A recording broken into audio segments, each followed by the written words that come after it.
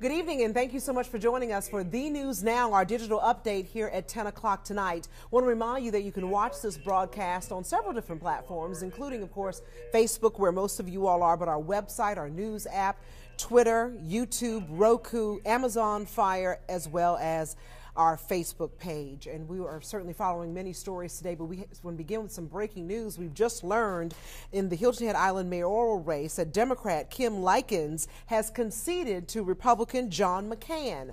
WTOC's Amanda LeBreau is at the Board of Elections as they're counting to finalize these votes. She'll have a live report for you coming up on The News at 11. Well, right now, the Bluffton police have extra patrols in the neighborhoods of Mill Creek and surrounding areas. Police say that two men chased an 8-year-old girl in the area. Harley Strickland found out that one of the men was in an SUV. The other was running behind her, trying to catch her. And thank goodness that little girl was able to get away unharmed. Well, it was here along Blakers Boulevard where that little girl was walking home. A man pulled up beside her in a vehicle, and according to the police report, he told her that her father had told him to pick her up. Friday around 6:30, the 8-year-old girl was walking home on Blakers Boulevard when the vehicle approached her with a man inside. Another man also appeared around the same time. She didn't recognize the individual. She also saw somebody suspicious behind her walking. And so she started running towards her house when this car approached her. And what she reported to us is that the person who was walking behind her started running after her as well. The man was not able to catch the girl, and she made it home safely. She told her mother what happened, and she called police. The young girl was able to give police a description of the men. Black male, approximately in his 20s, with blonde hair on the top of his head with shaved sides. Again, it was a gray SUV, and the person that was following behind this child was also identified as a black male. Neighbors in the area are still in shock over what happened in their quiet neighborhood. We've made lots of friends in the neighborhood. There's tons and tons of kids, and that's a big reason that we moved here, because we have 2 little kids of our own. Hurley has lived here for a year now and says nothing like this has happened since she's been here. She says she is more cautious now. We're fairly protective, but I was a free-range kid, so I was allowed to kind of roam the neighborhood, but it's a different world, so it's definitely a conversation that we're going to be having with our daughters, especially my 5-year-old. We're going to have a big conversation about strangers and safety and that kind of stuff. Police say if you've seen anyone who matches these descriptions or the description of the vehicle, to please give them a call. In Bluffton, Harley Strickland, WTOC News. Well, back here in the city of Savannah, the city council certainly wants to hear from all residents about the budget. They will pass the spending plan next month, and they really want your opinion before they do that. The city held first-time workshops for residents to get an idea about how a city budget is formed and operates. Well, at today's opening hearing, only one person was there to speak. The city's budget director says she wants as much public input as possible. Questions and other perspectives help her and her staff form a budget that represents the entire city. What things do they like about it, as well as some things that they would like to see different, or maybe some things that they would like council to consider. Because once the budget office and the city manager actually release that budget every year, we are looking for that feedback.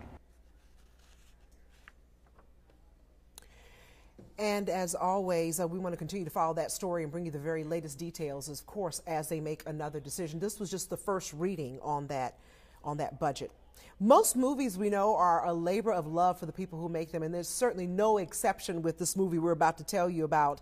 Benny Mitchell III has made a documentary about an historic Savannah icon who just happens to be his father. Tim Geiterer has tonight's good news.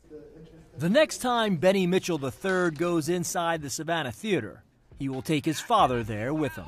I knew if I did not tell this story, it was going to haunt me for the rest of my life. In January, Mitchell will return once again to his hometown for the world premiere of It Is Well, a documentary the SCAD graduate made about his late father, the Reverend Dr. Benny Mitchell Jr., the pastor, preacher, and civil rights champion who was instrumental in the formation of Savannah's Martin Luther King Jr. Parade and the renaming of MLK Boulevard in the city. He emulated Dr. King to a degree in his own style, but he did pick up the torch, I feel. He picked up Dr. King's torch where it was left off. I don't really think that Reverend Mitchell ever got the proper credit that he deserves. The story is told in part through a series of interviews. It wasn't hard. I mean, these people knew my father. Cynthia McKinney, Jesse Jackson. But the movie's soul comes from a cache of VHS tapes Mitchell found in his parents' garage. I had material to pull from. Even when I was 12 years old, I was shooting significant stuff of him and Coretta Scott King and some other stuff. I'm 12 years old, so a lot of stuff I pulled from home videos. Now living in Los Angeles, Mitchell spent the better part of 10 years making the film that he will show for the first time on January 29th at the Savannah Theater, reigniting his father's message. One of the things that you're going to see when you see the film that I hope I conveyed in the film was we can do a lot more together instead of separate. And that's true today. Everything that's in the film, it's relevant right now, just different names. With today's good news, Tim Guidera, WTOC News.